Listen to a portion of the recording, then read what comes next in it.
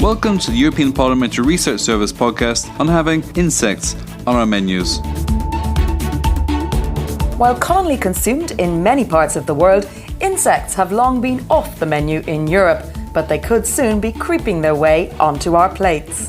With Europe's focus shifting towards a more sustainable agri-food sector, entomophagy, the practice of eating insects, is now gaining serious interest. But are Europeans ready for an insect-based diet?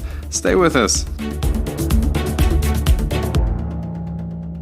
Who wants a burger when you can have a full order of ants or beetles and get the same amount of protein? Right, over 1,000 different species are regularly eaten in Africa, Asia, and Central and South America, and they're full of proteins, fats, minerals, and vitamins. We're talking about beetles, butterflies, moths, ants, bees, and wasps. These are amongst the most commonly eaten, but there are other rare delicacies, such as dragonflies, which you can buy straight from the counter at many Asian markets. So what's it going to be today? Well, even if they could make for a healthy addition to European diets, insects are not yet routinely eaten in most European countries, mainly because consumers tend to see them as a primitive food, but also for what industry calls the yuck factor.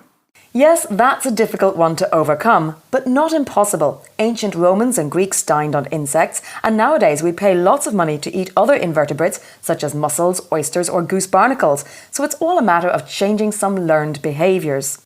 Indeed, and actually the farming of insects is already practiced in Europe. Currently, they are mainly used in laboratory research, aquaculture, as animal feed, but also for human consumption, to eat either whole or ground and mixed with other foodstuffs to enhance the taste and nutritional value of products like pasta or cakes.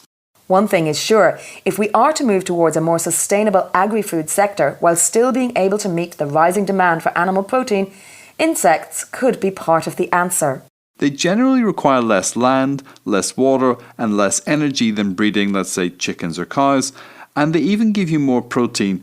So what's holding us back here in Europe? Well, first of all, it's not as simple as it looks. Behind consumer habits and preferences, there are also certain health and environmental risks associated with the farming and consumption of insects, such as the possibility, even if low, of diseases being transmitted from insects to humans, and the potential risk that escaped insects could pose to biodiversity.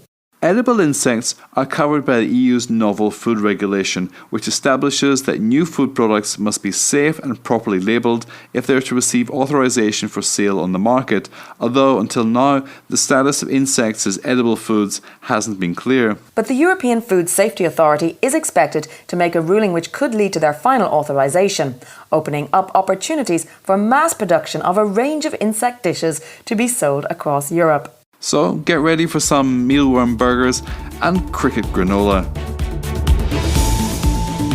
You're listening to the European Parliamentary Research Service podcasts.